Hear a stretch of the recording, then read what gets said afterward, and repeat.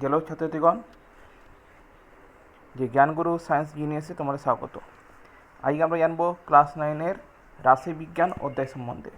যারা এই সংক্রান্ত আগে কয়েকটি ভিডিও পোস্ট করেছিলাম, যেখানে রাশিবিজ্ঞানের 11.1-এর যে অঙ্কগুলো সেগুলো করেছিলাম, যেখানে পরিসংখ্যা, বিভাজন তালিকা প্রস্তুত, যেটা ক্রমযৌগিক পরিসংখ্যা নির্ণয়, এগুলো হয়েছিল। আজকে 11.2-এর অঙ্কগুলো হবে। তাহলে শুরু করা যাক। যেটা দেখো, তাহলে 11.2-এর একের অঙ্কে কী বলা আছে, যে বকুলতলা গ্রামের 50টি দোকানের দৈনিক লাভ নিচের ছকে লেখা হলো। দেখো, দৈনিক লাভ দেওয়া আছে 0 থেকে 50 টাকা, সেটা হচ্ছে 8টি দোকানের। 50 থেকে 100 টাকা, সেটি হচ্ছে 15টি দোকানের। 100 থেকে 150 টাকা, সেটি হচ্ছে 10টি দোকানের। 150 থেকে 200 টাকা, সেটি হচ্ছে 12টি দোকানের। আর 200 থেকে 250 টাকা, সেটি হচ্ছে 5টি দোকানের। তাহলে আমাদের কী করতে হবে, এই তথ্য অনুযায়ী আয়ত লেখ অঙ্কন করতে হবে। আয়ত লেখ হচ্ছে পরিসংখ্যা বিভাজনের একটি গুরুত্বপূর্ণ দিক, যেখানে লেখচিত্রের সাহায্যে যে পরিসংখ্যা বিভাজনটি সেটি প্রকাশ করা হয়। আয়ত লেখ। আর তার সঙ্গে আরেকটা বিষয়, সেটি পরিসংখ্যা বহুভুজ। পরিসংখ্যা বহুভুজ সম্বন্ধে যেটু পড়া জেনে আলোচনা হবে। এখন আয়ত লেখ সম্বন্ধে আমরা জানি যে আয়ত লেখ কীভাবে প্রস্তুত করব। তাহলে দেখো, যে দৈনিক লাভ যেটা আছে, দৈনিক লাভকে নিচের এক্স অক্ষ বরাবর সেখানে ধরা হয়েছে। এখানে প্রতিটি ঘর তোমরা নিজের সুবিধা অনুযায়ী ধরে নিতে পারবে। যেহেতু এখানে আমার এক্স অক্ষ বা ওয়াই অক্ষর ঘর হচ্ছে খুবই কম, তাই তাই এখানে 3টি ঘর মানে এক্স অক্ষ বরাবর সেটা 50 টাকা ধরতে হয়েছে। আর উপরের দিকে যেটা আছে, উপরের দিকে যেহেতু আমাদের দোকানের সংখ্যা যেটা আছে সেটা 15-র মধ্যে আছে, তাই এক একটা ঘর এক একটি দোকান হিসেবে ধরা হয়েছে। তোমরা যখন লেখচিত্র করবে, তখন যেহেতু লেখচিত্রের ঘর সংখ্যা বেশি, তাহলে সেই অনুযায়ী তোমরা বেশি করে ঘর নিতে পারবে।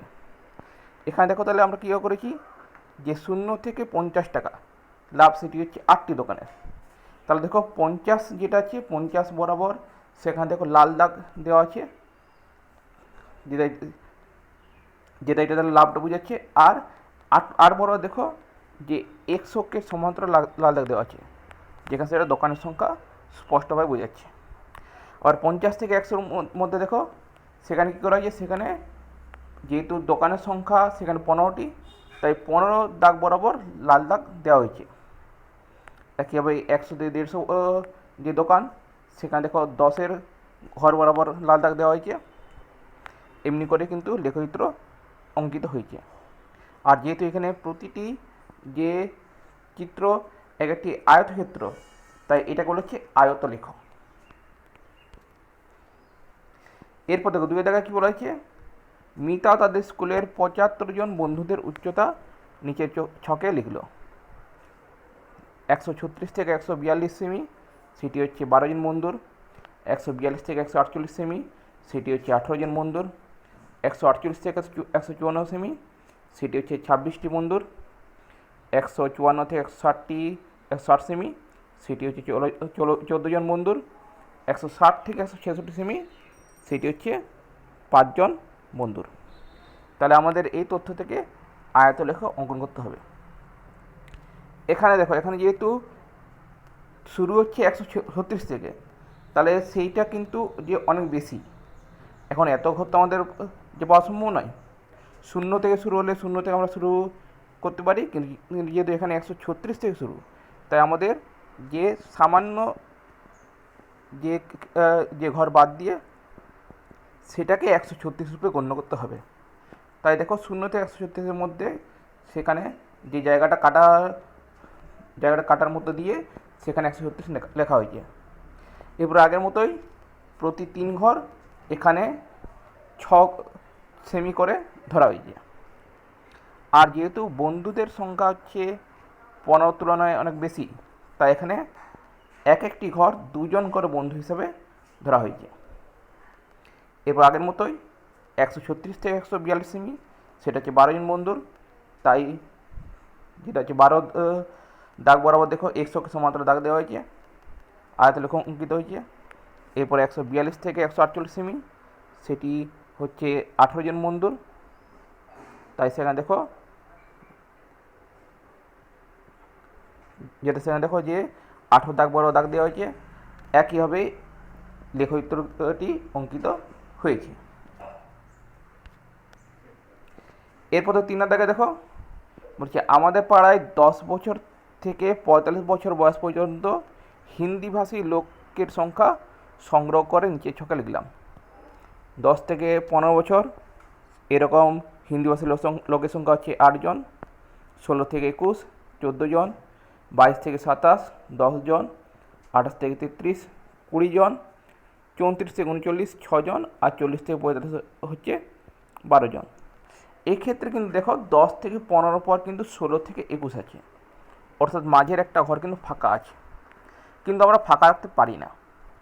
তাই এই অবস্থায় কী করতে হয়, যে শ্রেণীটি আছে শ্রেণীটিকে দুদিকেই 0.5 করে বিস্তৃত করতে হয়। অর্থাৎ যেটা হচ্ছে নিম্ন সীমা সেটা 0.5 কমে যায়, আর ঊর্ধ্ব সীমা 0.5 বেড়ে যায়।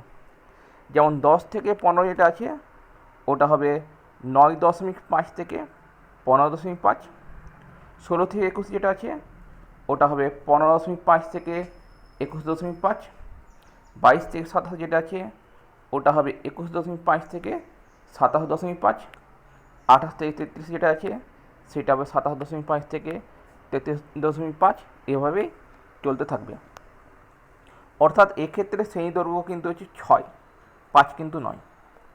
এগুলোকে বলা হয় শ্রেণী সীমা, আর 0.5 যোগ করে যেটা পাচ্ছি সেটা হচ্ছে যে শ্রেণী সীমানা। তাহলে শ্রেণী সীমানা করে আমরা যেটা পাচ্ছি দেখো 9.5 থেকে 15.5। এক্ষেত্রে দুটি ঘর ধরা হয়েছে যে 6 বছর করে, অর্থাৎ একটি ঘর 3 বছর। দেখো 9.5 থেকে 15.5 এখানে লোকের সংখ্যা হচ্ছে 8 জন, তাই 8 যেটা 8 বরাবর দেখো 100 সমান্তরাল দাগ দেওয়া হয়েছে। আবার 15.5 থেকে 21.5 এখানে লোকের সংখ্যা হচ্ছে 14 জন, তাই দেখো 14 দাগ বরাবর দাগ দেওয়া হয়েছে। একইভাবেই 21.5 থেকে 27.5 এখানে লোকের সংখ্যা হচ্ছে 10 জন, তাই দেখো 10 বরাবর দাগ দেওয়া হয়েছে। এখানেও ওয়াই অক্ষ বরাবর একটি ঘর 2 জন করে লোক ধরা হয়েছে।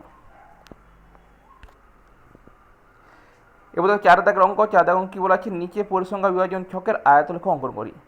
এখানে সহজে আয়তলেখ অঙ্কন করতে হবে। শ্রেণী 1 থেকে 10, 11 থেকে 20, 21 থেকে 30, 21 থেকে 40, 31 থেকে 40, 41 থেকে 50, আর 51 থেকে 60। এখানেও দেখো যে আগের অঙ্কের মতোই যে মধ্যেখানে এক ঘর করে কিন্তু ফাঁকা আছে। তাহলে এখানেও একইভাবেই 1 থেকে 10টা হতে হবে 0.5 থেকে 10.5, 11 থেকে 20টা হতে হবে 10.5 থেকে 20.5। এরভাবেই আমাদের অঙ্কটা করতে হবে। তাহলে দেখো আমরা করে কী পাচ্ছি, 0.5 থেকে 10.5 সেখানে আমাদের পরিসংখ্যা হচ্ছে 8, তাই x সমান্তরালে 8-এর দাগ বরাবর দাগ দেওয়া হয়েছে। তাও 10.5 থেকে 20.5 সেখানে হচ্ছে 3, যেহেতু 3 বটে তাই দেখো এখানে একটি ঘর যেহেতু পরিসংখ্যা 2 ধরা হয়েছে, তাই 3-এর জন্য আমাদের কী করতে হয়েছে, যেটা হচ্ছে 1 নম্বর দাগ আর 2 নম্বর দাগের ঠিক মাঝামাঝি দাগ কাটা হয়েছে, সেটাকে আমরা 3 ধরেছি। ঠিক আছে, 20.5 থেকে 30.5 সেখানে যেহেতু পরিসংখ্যা 6, তাই যে সেখানে দেখো যে সেখানে 6 দাগ বরাবর 100 সমান্তরাল দাগ দেওয়া হয়েছে। একইভাবেই বাকি লেখচিত্রটি অঙ্কিত হয়েছে। 5 দাগে দেখো বলা আছে আমি পৃথাদের স্কুলের 75 জন শিক্ষার্থীদের প্রাপ্ত নম্বরের পরিসংখ্যা বহুভুজ অঙ্কন করি। এক্ষেত্রে পরিসংখ্যা বহুভুজ অঙ্কন। পরিসংখ্যা বহুভুজটি কি? পরিসংখ্যা বহুভুজটি হচ্ছে যে প্রাপ্ত নম্বরকে এক্সের স্থানাঙ্ক আর ছাত্রছাত্রীর সংখ্যাকে ওয়াইয়ের স্থানাঙ্ক ধরে যদি আমরা সেটাকে একটা বিন্দুরূপে কল্পনা করি, তাহলে সেই বিন্দুগুলো বসিয়ে তাদেরকে সরেখা দ্বারা যোগ করে পর আমরা যে বহুভুজটি পাব তাকে বলা হচ্ছে পরিসংখ্যা বহুভুজ। এখানে দেখো প্রাপ্ত নম্বর 30, ছাত্রছাত্রী সংখ্যা 12, প্রাপ্ত নম্বর 40, ছাত্রছাত্রী সংখ্যা 18, প্রাপ্ত নম্বর 50, ছাত্রছাত্রী সংখ্যা 21, প্রাপ্ত নম্বর 60, ছাত্রছাত্রীর সংখ্যা 15, প্রাপ্ত নম্বর 70, ছাত্রছাত্রীর সংখ্যা 6, আর প্রাপ্ত নম্বর 80, ছাত্রছাত্রীর সংখ্যা 3।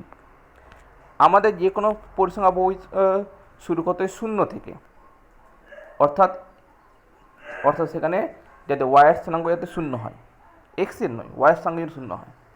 দেখো যেহেতু আমাদের প্রাপ্ত নম্বরের প্রতিটির অন্তর আছে 10 করে, আর প্রথম প্রাপ্ত নম্বর হচ্ছে 30, যেখানে ছাত্রছাত্রীর সংখ্যা তো 12, তাই এর আগের প্রাপ্ত নম্বর আমরা ধরবো 20, আর সেখানে ছাত্রছাত্রীর সংখ্যা ধরবো 0, কারণ 0 থেকে না ধরলে কিন্তু পরিসংখ্যা বহুভুজ কিন্তু ঠিকমতো অঙ্কিত হবে না। তা দেখো এখানে আমরা প্রথমে ধরেছি প্রাপ্ত নম্বর 20, ছাত্রী সংখ্যা 30, 0। পরেরটার ক্ষেত্রে প্রাপ্ত নম্বর 30, ছাত্রছাত্রীর সংখ্যা 12।